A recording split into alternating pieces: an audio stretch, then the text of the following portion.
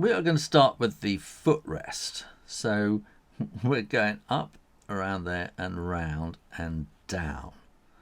And we're basically making a kind of a parallelogram, but with curved edges.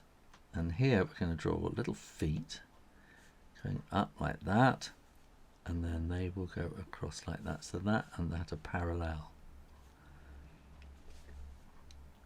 Now here we want to go across and across, and then across there like that, and maybe a bit further actually like that. I'm making a real mess of this.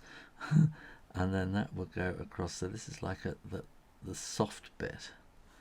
And then that will want to come down, and then we'll want a bit coming around down like that. So we need another little foot. Make that foot a bit longer to go with that. So I'm making a right whole mess of this, but don't worry, this is how you can adapt it as you're going along. And we'll just do that to show that that's the edge of the cushion bit.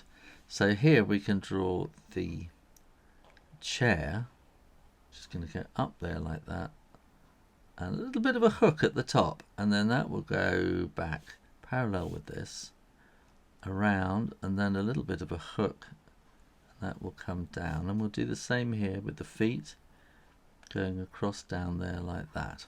So that means that we've got this kind of thickness to the whole thing there, and we want that little bit to go across there. And so we want to have the seat sort of coming in around like that, which means then we can put this one in around there like that.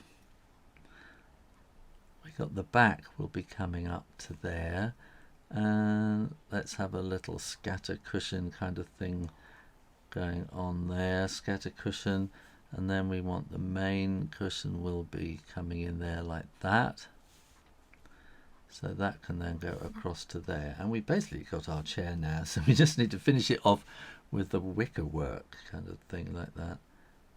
And so we'll just put these kind of lines in there just to give it this sort of texture, wicker work kind of texture.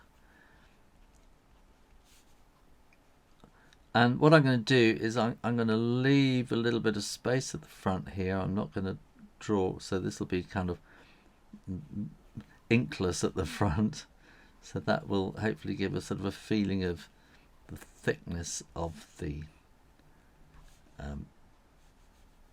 wicker work. And I think we might be able to kind of muck this up a little bit. You know, when you make a mistake, don't worry, just keep drawing, keep drawing.